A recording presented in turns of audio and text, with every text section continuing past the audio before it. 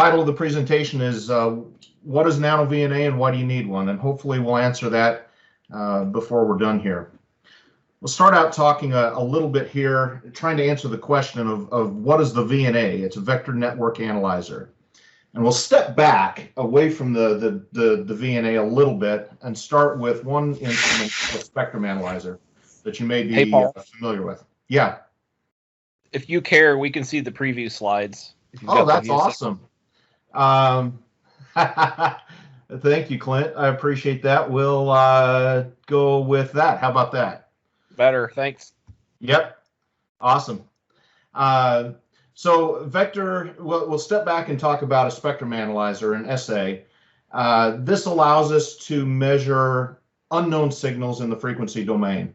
We can look at things like harmonics and phase noise and sidebands and actually get a visual representation of the signal that's out there. Fantastically useful instrument.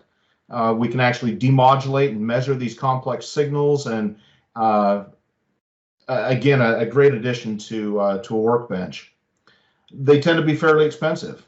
An inexpensive one runs in the $1,500 to $2,000 range, and up into the many kilobucks, especially with wider bandwidths and better specifications. Kind of a step beyond that, we jump into the scalar network analyzer range, or SNA. A spectrum analyzer, if we tack a tracking generator onto it, really becomes an SNA. It lets us analyze scalar components. We can display magnitude versus frequency, but we miss out on the phase measurements. We can't measure complex impedance with an SNA, but we can use it to measure and characterize filters and other devices. And this is the basis of some fairly inexpensive and approachable antenna analyzers and Arduino projects that are out there.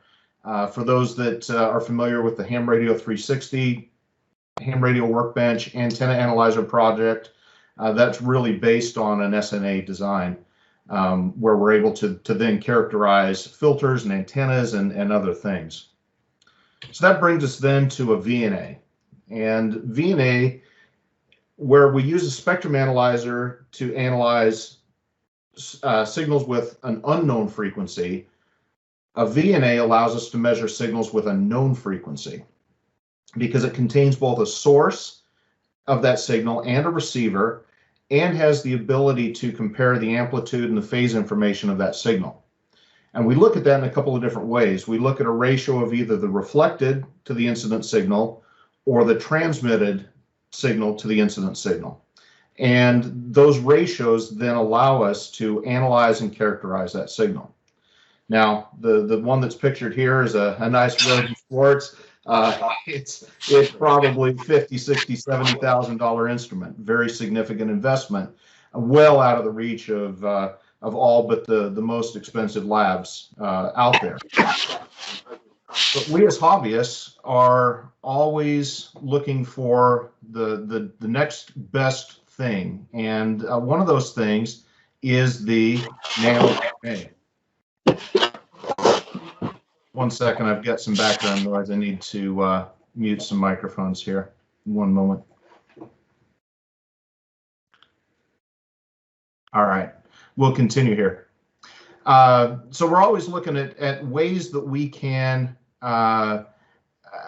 do what we need. We don't necessarily need that top of the line instrument with, let's say, for instance, frequency range bandwidth all the way up into 50, 60 gigahertz range. We're working with primarily HF, VHF, some UHF, and that's the bulk of what we deal with. So a NanoVNA is a very simple instrument with a limited feature set and capabilities. On the low end, you can find them about $50. High end, 125-ish. Frequency range, like I said, is limited. Above 300 megahertz, they're using harmonics of the synthesizer that they're using. Very low RF output. Maximum on most of these is about 1.25 milliwatts. That's 1 dBm. and limited dynamic range compared to a professional instrument that might have 90 or 120 dB of dynamic range. We're 30 to 60 on the best. We're also limited to 101 points per segment. We'll talk about that in a little bit and a way to get around that. But you can see here one of the examples with the NanoVNA-F, some of the specs that are on the range there. The original kit design for the NanoVNA was developed by ED555 and was originally released only in Japan. And it was truly a kit. You paid your money, you got your parts, and maybe you put it together when it was all done. I'll show you a picture of it here in just a moment. That kit went out of production fairly quickly, and a developer by the name of Hugin took that design, enhanced it, and then released his work as an open source design. And since then, a number of Chinese manufacturers have latched onto this simple design that was released as open source, and there's truly a proliferation of designs and variants based on that original design. Some improvements, there's a lot of knockoff copies. We'll talk about that a little bit here in a bit. So do your research and make sure that you're getting the instrument that you want for the price that you're investing. There's a lot of variation, whether they have a battery or not, if they've got a metal case or any shielding at all, the quality of the manufacturer and the quality of the components that go into it. Up in the upper left, you can see the original NanoVNA kit set there by ED555. There's an extra D in this particular graphic that I found. It's EDY555. The Hugin design, NanoVNA-F. There's clones, different ones, and a NanoVNA 2.0 that you see down there in the lower right. It's kind of the latest version prototype that's just now coming onto the market. I mentioned sources. A few things that you can look at. Nuelec is a seller of some reputable SDRs and other devices out there. They do have their own version of a NanoVNA clone out there. RNL Electronics out of Ohio sells the NanoVNA H4 and the NanoVNA SAA2. It's really a spectrum analyzer variant of the NanoVNA. The H4 steps the screen size up from 2.8 inches diagonal to 4 inches diagonal. The NanoVNA-F is a 4-inch variant in a metal case, and Deepelec is the retailer there. They sell on AliExpress. If you just search for Deepelec, you will find their website, and that will link you to the correct store. Do proceed with some caution on Amazon, eBay, AliExpress. There's a lot of inferior clones out there, and it's important to make sure that you're going back to the original seller. These are some reputable sources that are, again, reputable and stand behind their products. So let's jump into the VNA and what it can do for you, why you might want one, now that we know what it is. Let's talk first a little bit about some basic measurements, and I'm going to keep this as simple as I can, but I think it's important in the demonstration portion that you understand some of these principles, even though they're a little technical. So we talk first of all about S parameters. Those are scattering parameters, and they're ratios, as I mentioned a few slides back, of reflected and transmitted signals to the incident signal. Slide here in a second will illustrate that graphically. Note that the NanoVNA is limited in what it can do. We only get the S11 and S21 measurements. We can graph Smith charts, we can graph SWR, and we can also do something that's called time domain reflectometry that allows us to send a signal down a line and then listen for the reflections coming back due to impedance mismatches, which lets us determine location of faults or lengths of cables, those kind of things. Some real world examples here that we'll share. So I mentioned the S11, S12, the scattering parameters here. And if you think of RF in this analogy to light, this is a slide from some Agilent now Keysight training material. We've got the incident ray coming in. That's the main beam, if you will. And we've all looked in that fish tank and things are kind of twisted and distorted. Some of the light makes it through, that's the transmitted.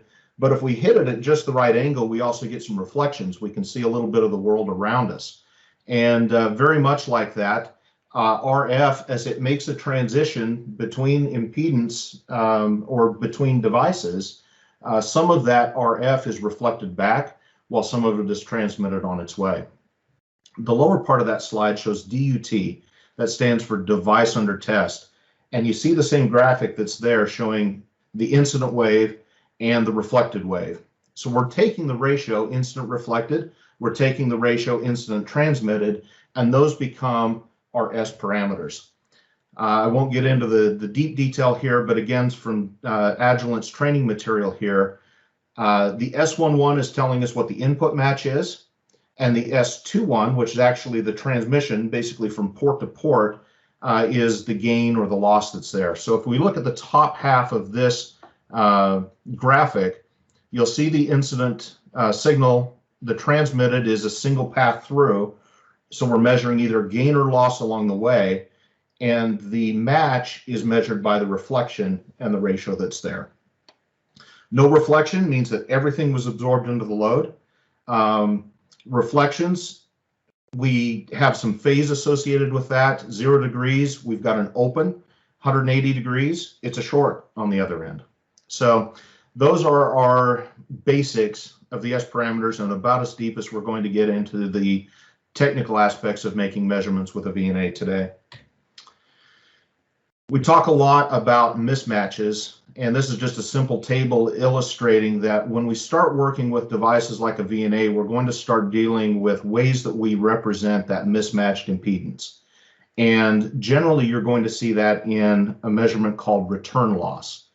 And here in the ham world, we're used to talking about SWR, specifically voltage or V SWR. And I put that in parentheses because the ham world, we talk SWR.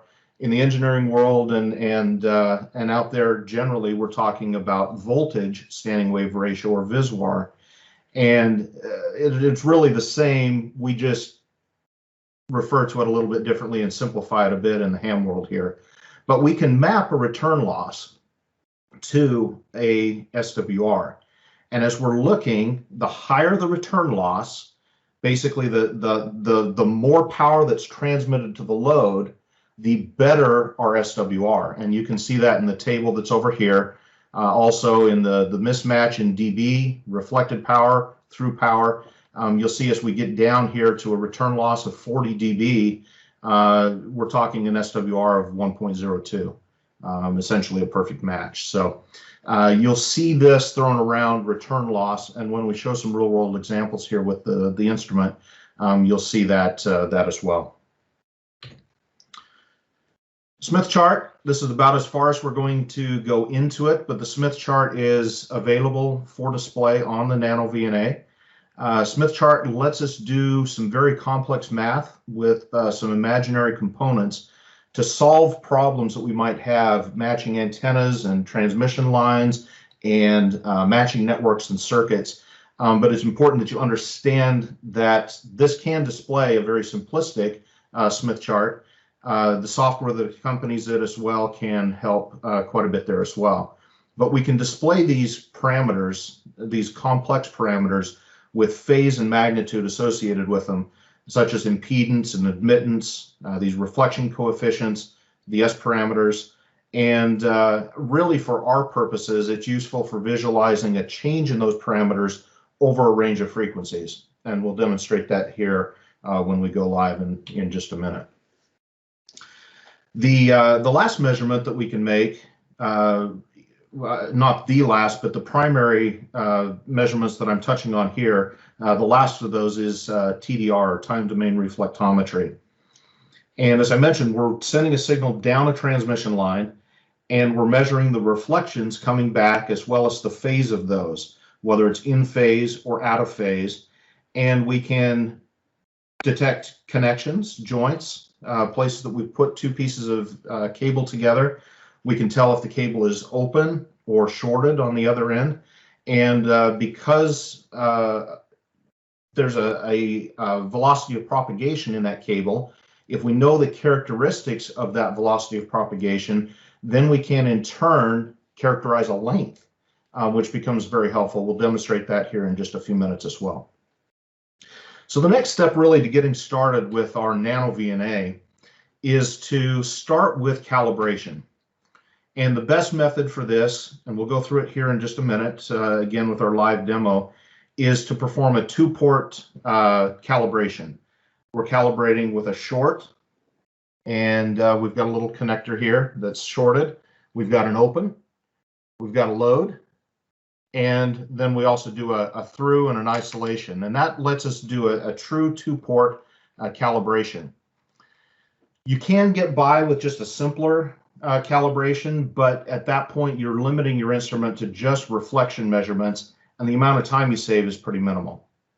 But it's important to understand, unlike an antenna analyzer that we can just pull out of the box and hook up and there's no calibration involved, we have to calibrate the NanoVNA as close to the device that we're testing as possible. We call that the test plane. So if you've got a length of coax that's going from the instrument to your device under test, you want to calibrate at that test plane at the point that you're testing that instrument. Otherwise, that cable also gets included, which may or may not be what you want. In a real-world system, that may be the test plane that we want to use. If we're characterizing, for instance, just an antenna or a filter, we may want to do it at the device itself. We do need to plan to calibrate over our planned sweep range. So if we're sweeping, let's say, the 40-meter band, and we want to jump up and sweep the 20-meter band, we need a new calibration in that range because we're changing our sweep, we're changing the parameters, and we're changing what the device is looking at. So really best practice is to calibrate and save calibration to memory for future use. Unfortunately, the NanoVNA device allows for 5 different memories. And so this is a screenshot from my NanoVNA showing here the calibration parameters. The C indicates the calibration and 0 for the memory number. So in this case, C0 represents the calibration for memory 0. And the different parameters that you see listed underneath tell us that we're calibrated for directivity, reflection tracking, source match, transmission tracking, and isolation. That's the DR, S, T, and X. So what you want to do is, as you've calibrated, make sure that shows up, and that tells you that your device is live and ready to go. Now let's have some fun. Let's actually do a real-world example here. We're going to minimize this. I'm going to switch cameras, and hopefully it plays along. I had some challenges with the cameras initially, and had to stop and rejoin. So hopefully it plays along nicely with us here. We'll stop sharing, and we'll switch cameras here just briefly. And hopefully it plays for us here. That's one camera. And fingers crossed here. And it's not going to play, is it? Let's try it here 1 second. Turn the camera off.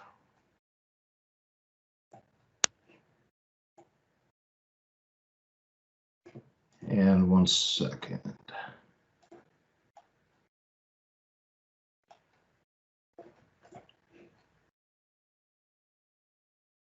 Okay, that's the wrong camera again. Apologize. I've got 2 cameras with the same name here, which makes it just a little bit challenging.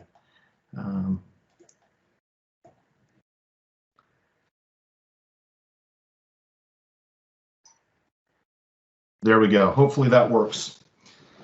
Can everyone see that the screen of the NanoVNA? Yep. Awesome. It did work. Amazing. All right. So what I've got here is on screen my NanoVNA sitting in basically the state that it would have when you normally turn it on. And we'll go through a little bit here on the instrument itself, and then we'll fire up a piece of software called NanoVNA Saver, which really expands the capability of the instrument tremendously. And keep in mind, this is a device that $120, including shipping from China. So it's pretty dramatic what it can actually do. Clint's got a question. It looks like he's raising his hand. Let's see what he's got. I was just going to comment that everyone might want to hit the 3 little dots and pin your video up so it's bigger. Good tip. So if you see mouse over my video, you'll see 3 dots to the right of the microphone. That'll let you expand it out. Great tip, Clint. Thank you. All right, so I've got the lights off here. I think everything should hopefully be in focus. A little bit here about the screen. At the top, we see our different channels or parameters. Down the side, you can see the calibration that I mentioned. And we see the different traces for each of those devices. These instruments use a resistive touchscreen, which is different than what we're used to on modern day devices. It's like the old school touchscreen. It's got a little drag to it. It's like the old compact iPad type screen. So a hard stylus works best, and just simply touch the screen and you can navigate through, adjust your calibration. It, in theory, would respond to a finger, but I found that it's because of the size of the screen, it makes it very difficult to use. From this point, we can go in and select which marker we want. We can select from the display which trace we want. We can toggle traces on and off and do some other things. Really outside the scope of what I'm going to show here today. I really want to just show some measurements and what we can actually do with this particular instrument in a very easy manner. So the first thing that we're going to do here is jump in and we're going to do a quick calibration. So we're going to hit calibrate. We've got a span right now. If we go in and look at it here, our stimulus, we can set the start and stop. So we're right now scanning from 50 kilohertz to 1 gigahertz. Pretty broad range. With 101 points, each of these is a pretty big chunk of spectrum. So looking at something really doesn't give us the greatest idea of what it is. The device tries to make some guesses in between, but that's out there as an option. So we're just demonstrating. Anything connected right now? Sorry, what was that, Jason? Do you have anything connected to the VNA right now? No, I don't right now. So right here on these 2 ports here on the side, nothing's connected. It's just stray RF that's in the vicinity here. Okay, great question, Jason. So we're going to go in, we're going to do a quick calibration here. And as we step through each of these, it's going to prompt us for the next. So I'm going to look first of all for my open. And in theory, we could just leave the connector open. In practice, we want to be consistent with our calibration plane. So I've got a SMA connector that is an open, and we'll hit the open. And it's that simple for the open. You see it highlighted short. So we're going to jump in, and I've got an SMA connector that is shorted. And most of these instruments come with a very simple calibration set that honestly isn't half bad. You can pay the cost of an instrument in a single termination in the professional range. So we're dealing, again, hobbyist scale here, but for what it does, it's pretty amazing. So I've got the short attached, and we'll jump to the load.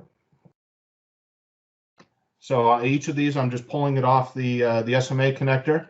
This has got a 50 ohm termination inside it. Make sure it's screwed down, so we'll hit load. Next up is isolation.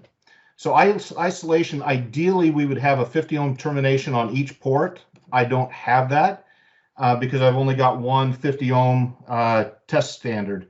So in that case, we're going to put it here on our second port and isolation.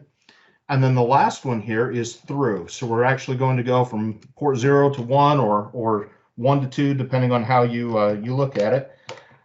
So all I've got here is just a simple piece of Teflon coax with SMA connectors on each end. And we're connecting from one port to the other. And you'll notice here on the side as we've completed, we've now got DT and X. This is going to balance out the rest of the calibration for us. So we calculate the through, we tell the instrument that we're done. Our calibration now shows all of the parameters, and we're going to go ahead and save that, in this case, in slot 1. What that's done is that saved everything for us, the channels that we've got selected, the parameters that we're displaying, and our calibration itself. So now we've got our calibration plane at these connectors, and we're ready to go ahead and do a quick test here. So let's start out looking at a couple of things. I've got, if I can see in my light here real quick, I actually can't see what it is. This is a little attenuator, a little mini circuits attenuator that I use with my spectrum analyzer. And all I'm going to do is attach this here, and we're going to calculate, in this case, or look at a through measurement. So we want to look at the logarithmic magnitude of the S21, or through parameter, transmission parameter. And so let's select that so that we can look at the correct scale here. We'll go into display and trace. We'll select trace 1, go back, and our scale here is 1 division per dB. So 0, 1, 2, 3. So we can see here this is a 3 dB attenuator, and we can see its characteristics. Again, 101 points from 50 kilohertz to 1 gig is pretty rough, but you can see the example here that that's what we've got. So let's jump into, I'm going to start sharing my screen again. For the balance of the presentation here, I'm going to use, I'll leave this display up so that you can see the video, but I'm also going to be sharing my screen so that you can see the NanoVNA Saver software here. So we'll share. One second, bring this over. I'm going to share my screen, and it's a bit of a messy desktop, so you'll have to deal with that. Screen 1, there we go. So we should be seeing my messy screen 1 here, and it's a simple Python program. Takes it a minute to fire up, and I've got the instrument here connected via USB-C connection to a USB port on my PC. So it'll fire up here in just a second or two. We'll start seeing a little bit of activity out of it as it starts talking to the instrument and establishes the connection there. And what it'll do is it'll bring up something that looks very much like the main screen on a lot of professional spectrum analyzer or VNAs, network analyzers here. We'll go ahead and maximize this. I've got serial port connected here. We're going to go ahead and connect to the device, and we're starting to see some activity here. So at this point, we see that we're scanning from 50 kilohertz to 1 gigahertz in one segment.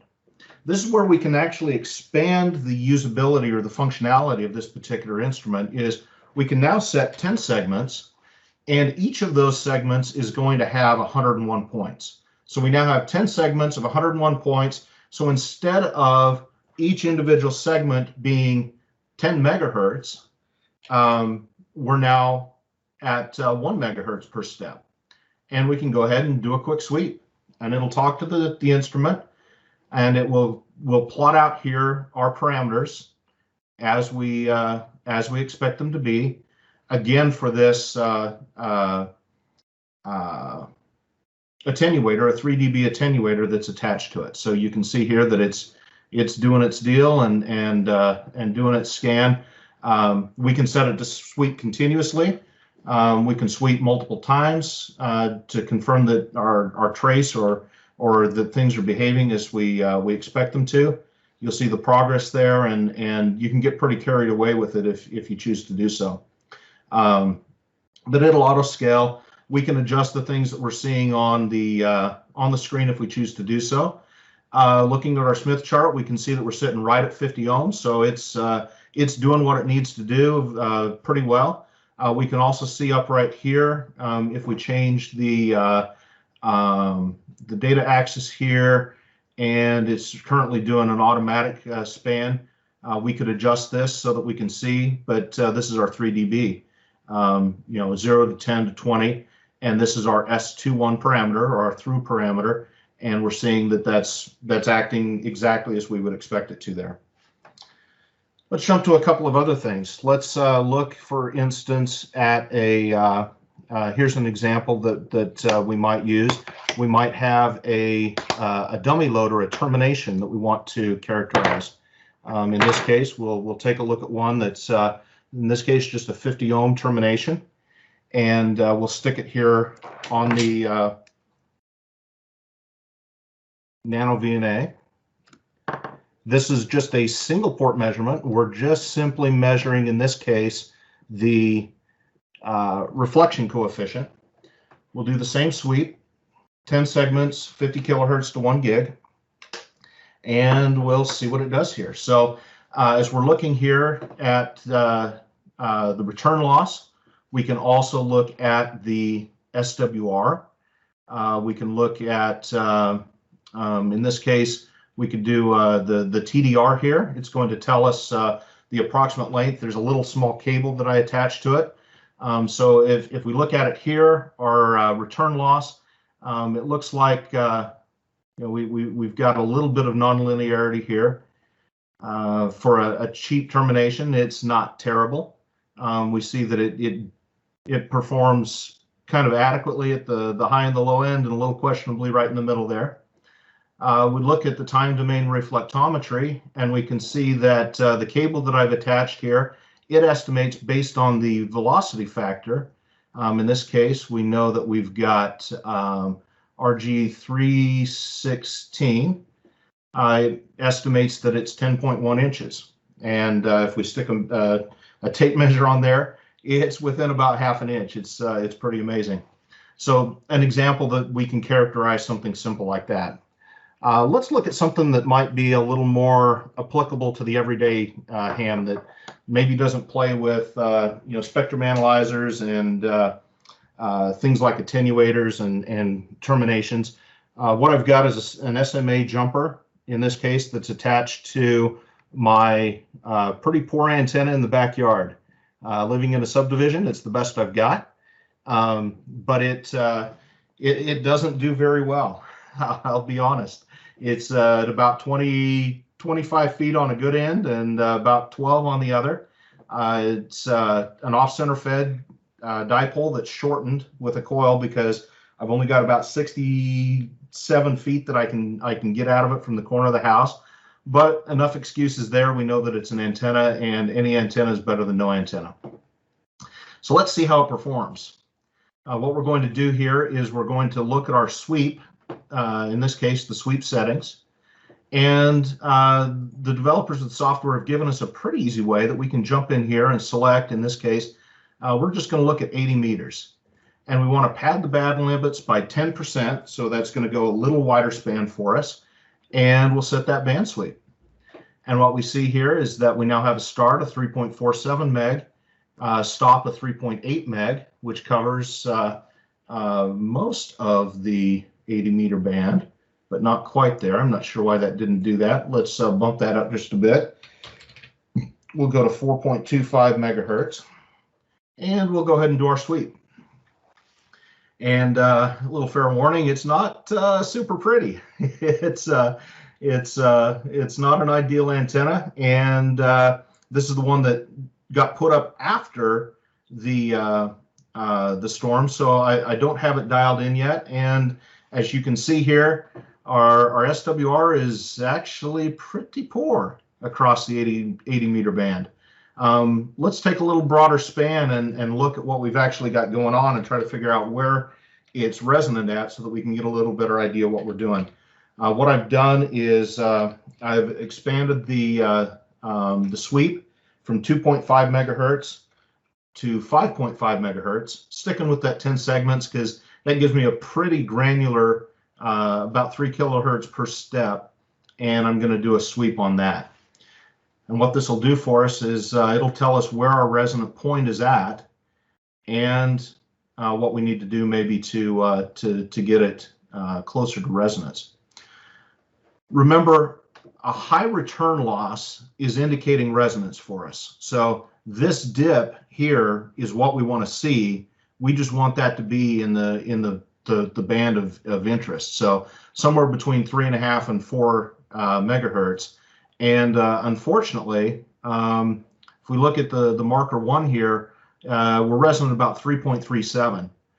We really want this. Let's grab a marker here. Let's do 3.5 megahertz and up through 4 megahertz. And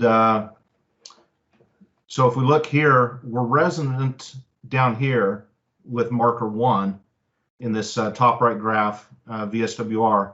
We really want to be resonant between the green and the blue. So what we need to do is to shift that resonant point higher, and in this case, it's easy enough to shorten the antenna. So the antenna is too long for 80 meters, and I probably need to shorten it. Well, let's take another quick look here, and what we're going to do is jump in sweep settings. We're going to take a quick look at the 40 meter band, and we'll set the band sweep here. And so we're stopping, we want to, let's bump that up to 7.4 megahertz, and let's sweep it and see what we do. So we know we're too long on 80. Let's see what we got to do on 40 here. Well, the SWR overall is better. We're about 2.25 here, and unfortunately, we're not resonant or fully resonant in the 40 meter band here. So let's expand it out just a little bit. We're going, let's go 6.5 megahertz to let's go 8 megahertz, and we'll sweep that real quick. Oops. I didn't punch in megahertz here. It wants to see that. I know what I meant. It doesn't. And what we'll see here is that the resonant point is just outside the 40 meter band. In which case, it's actually too short on 40, and so our resonant frequency is about 7.6 megahertz. So now I've got a quandary. I'm too long on 80. I'm already too short on 40. Maybe I can get by adjusting the loading coil that's in there. There's some question on what I might need or want to do, but this gives me a view very similar to what an antenna analyzer is, but I can adjust it a lot more granularly. I can see my return loss. I can graph out what I look like here on the Smith chart. You'll see that 0.3 here represents my 50 ohms and purely resistive load. The balance of the antenna over the range is very inductive, and so there's some options that I could perhaps use in there to add some capacitance and maybe bring that into better performance. So just an indication there of how we might use something like that. So that's an antenna. Let's look at a couple more quick use cases, and then we'll open it up for Q&A. So I've got the antenna disconnected here. What I'm going to share now is a quick scan of in this case, one of the club's filters. So these are the field day filters that Jerry K0CQ has homebrewed. We've used them a lot. I've pulled out the 20 meter pair, which consists of a high pass and a low pass filter. The high pass at 10 megahertz, and the low pass at 18. It looks like. And this will be a through measurement, so we'll connect to port 1, and then we'll connect up the other end back into port 2, and we'll do a quick sweep and see what this guy looks like.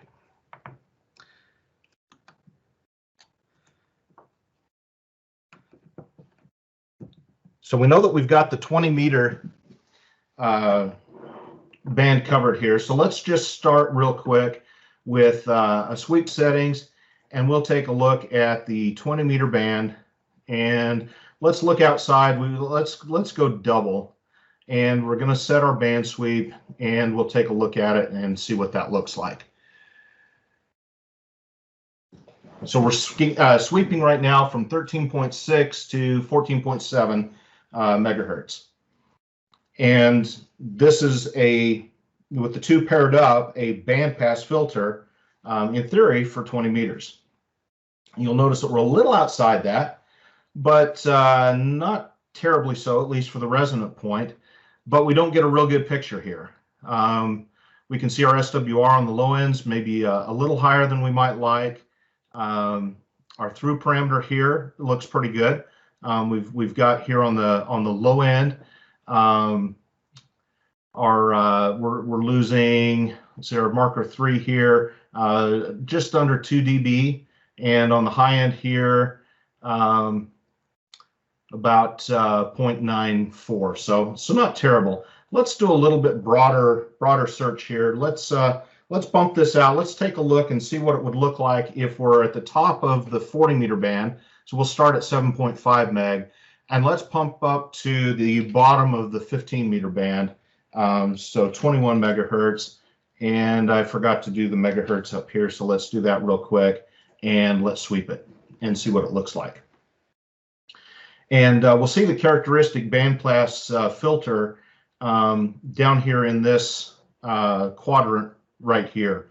What we're measuring here in this case is both our S11 and our S21 parameters. So S11, remember, is our reflection, and S21 is our through or transmit parameter. So what we see is that in this range here, from marker 3 at 12.14 meg through, let's bump down about right there to about 17 meg, that's our pass band. There's actually some analysis tools in here, and what we're going to do in this case is we'll select bandpass filter, and we're going to put marker 1 in the pass band, which it should be. And let's get back to that window real quick. Let's close that guy. And so it says place marker 1 in the filter pass band, and we're going to run that analysis. And what it does is it pops up and it tells us the center frequency is 14.2 megahertz, which, not surprisingly, Jerry's done a great job, and it's right smack dab in the middle of 20 meters. That's our center frequency.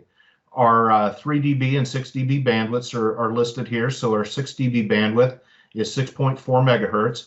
So we end up with a 6 dB cutoff of 11.5 megahertz, and the upper side cutoff of 6 dB at 18 megahertz. So it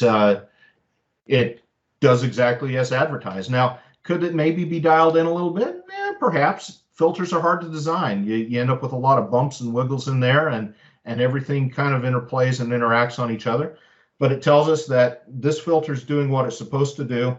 The center frequency is dead on, and our 6 dB points are where we would expect them to be to act as a bandpass filter for 20 megahertz. One last measurement, and then we'll open it up here for Q&A. So I'm going to disconnect the filter, and the next item that I'm going to connect up here is a piece of coax that I'm using a short one just because it's one that I had and it was easy enough to pack around. But in this case, it's just a single piece of coax that happened to have the end cut off on it. Actually, it got ripped off when the neighbor's trampoline took out my antenna. That's the whole saga. But what I want to do is demonstrate just quickly how the time domain reflectometry can serve us pretty well.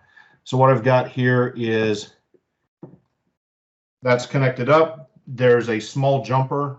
You can't quite see off camera here. And we're going to go ahead and I'm going to disconnect, and then I'm going to reconnect. And what that'll do is that will reload my scan. Oh, no, it won't, because I haven't done that yet. 1 second here. So I'm going to disconnect. We're going to recall. We saved our parameters in 1. We're going to reconnect here, and that will put us in, again, our 50 kilohertz to 1 gigahertz sweep. We're going to go ahead and sweep this guy, and he's going to jump across awful quick. That was too fast. I need my 10 segments. We'll sweep one more time. And what this will do here is this is sweeping the entire range again. just because in this case I don't know how long it is, it's going to give us some indication. You'll see here what we're seeing is a phenomenon called ringing, which is indicative of a problem with the feed line. Either it's open or short, and we're getting reflections, and those waves are bouncing back and forth inside, but we can see this ringing. What we do see here in this lower left quadrant is TDR, and it's come up with a measurement that it thinks is appropriate. We'll jump into TDR here, and in this case, I've got a velocity factor of 0.66. I looked it up on the manufacturer's website, and 0.66 is what we've got. That's typical for a hard polyethylene. In this case, it's RG213. So with that, it tells me that my total length is 6 foot 7.6 inches. Now, remember my calibration plane was at the end of the device. I've got a short pigtail here of 6 inches, and I've got a cable that is exactly 6 foot 1 inch. So when we look at this number, it's pretty phenomenal that just by bouncing some signals down a feed line, measuring the open end that's actually a cut piece of coax, it can tell us within an inch the length of what we've got. This could be used in the case that you've got a damaged piece of coax, maybe feeding an antenna, and you're having trouble getting a match and you're not sure where you need to go look. Maybe your feed line's buried, and somewhere underground you've got a fault in your line. You could use this TDR capacity and get an idea of where you need to dig, measure back and approximate so that you can start looking at that particular point without maybe having to replace the entire feed line. So with that, let's jump back to the presentation here. I think I've got one more slide to show everyone, which is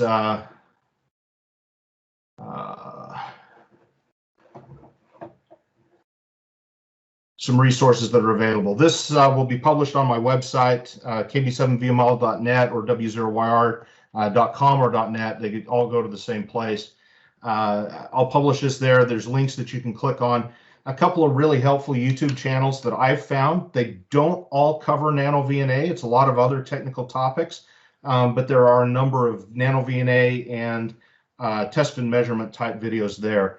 W2AEW, Alan, does a phenomenal job. Very much heart of a teacher. He does a great job of explaining very complex principles very readily. Does a fantastic job.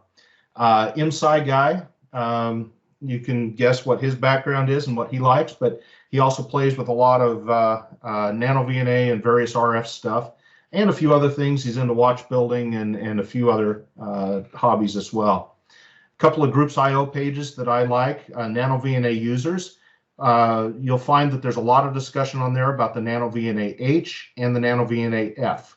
The instrument that I've demonstrated tonight is the NanoVNA-F.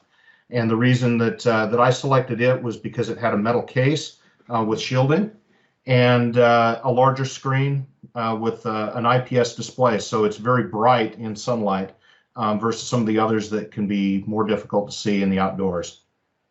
It makes it a little bit more expensive device. It's got an RT, real-time operating system on it versus some of the other devices that are microcontroller based. But the end result is that in my opinion, it's a much more robust instrument. The last one is a group specifically to the NanoVNA-F, and again, that's the device that I've got here tonight. So with that, I'll turn on my lights here, we'll switch cameras, and we'll open it up for questions. Mike here. Yeah, go ahead. And yeah, I've got one, and it's a great piece of instrumentation. I found that I use the eraser part of to tap the screen, that works just fine. And great tip. I've used it to measure the isolation on a duplexer. Mm-hmm. It uses a Mode J filter, and it works pretty good. Yeah, it's surprising how robust an instrument it actually is for the price point. Some of these are down in the $50 range, and you know, for something that compares pretty favorably against a multi-$1,000 instrument in the the representation of the device itself, it's truly phenomenal. So that's great to hear that you've got one and some experience with it, Mike. Thanks. Other questions? So, Paul, this is Bill. Yes. Very nice talk. I really enjoyed it. Thank you. So I have two questions. One is that you're getting 2 of these S numbers. What else could you do if you had all 4? If we had additionals, we could measure larger networks. Really, that's all that we benefit from. For our amateur use, the 2 parameters are really what we're looking at for our purposes here. If we had, let's say a larger amplifier network or something like that, we might have some benefits of having an S22,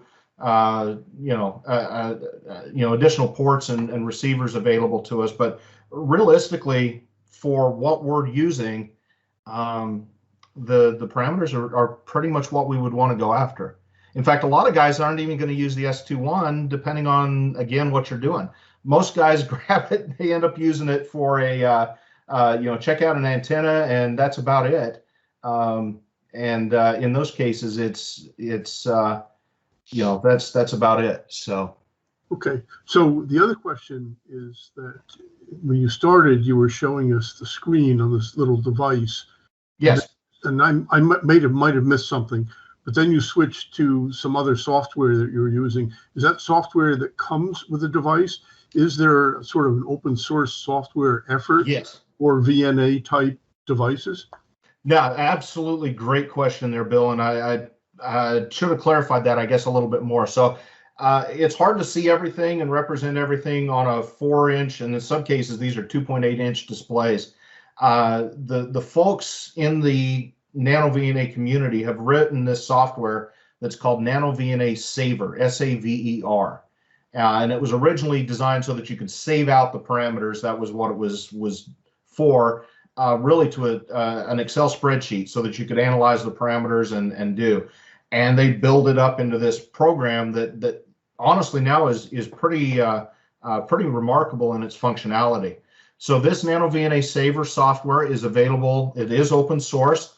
So if you search for NanoVNA Saver, it'll take you to a GitHub site. That's GITHUB, and you'll find the code that's there. But you'll also find the compiled binaries that you can download for Mac, for Linux, for Windows. They're all out there and available. So great question, Bill. I'm glad I had a chance to clarify that. Good, thanks a lot. Appreciate Yeah, it really expands the ability because we're limited to 101 segments just by the design of the device, the instrument here. So if we look at it, that we can only do 101, it limits us. But the software allows us to do these multiple sweeps of segments so that we can then end up with more data points, and that expands the functionality significantly. Hey, Paul, if you could go back briefly to the slide that shows the S21 and 22, that thing right there.